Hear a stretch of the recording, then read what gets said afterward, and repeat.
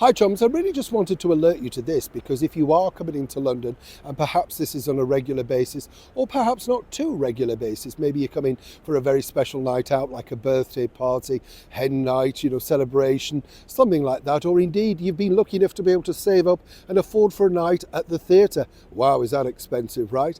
Well, there's a new scam that many may know about but many may not, and I wanted to let you know exactly how it works. As ever, let me explain. It's to see you, and thank you so much as ever for taking the time out to join me.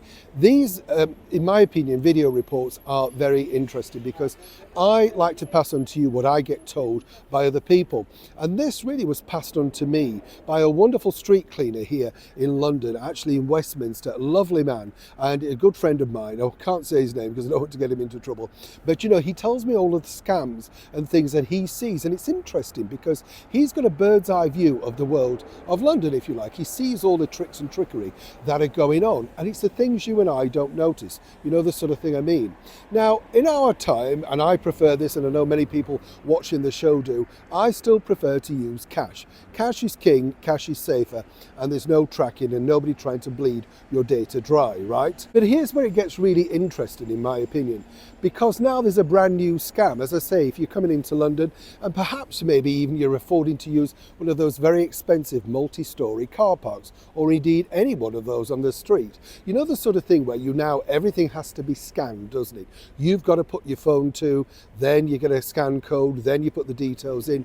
Well, what's emerged is that they're putting fake scanning sort of, glue stuff over that original scanner. And then what they do is they harvest your material, particularly your bank details, your home address, anything that's on your phone can be literally driven down from that scanning pad. Fascinating when you think, right?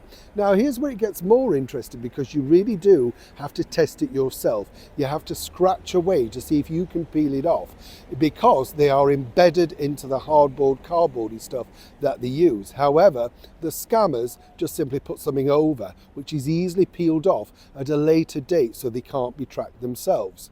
And the reason why I say this is I've seen this happen, and I've been told about this now, to quite a few people that have been caught off guard, as one can imagine. So if you're out and about in London or indeed across the United Kingdom, always double check these things because quite frankly, you never know who's scamming you and more importantly, downloading all the facts and figures about your life.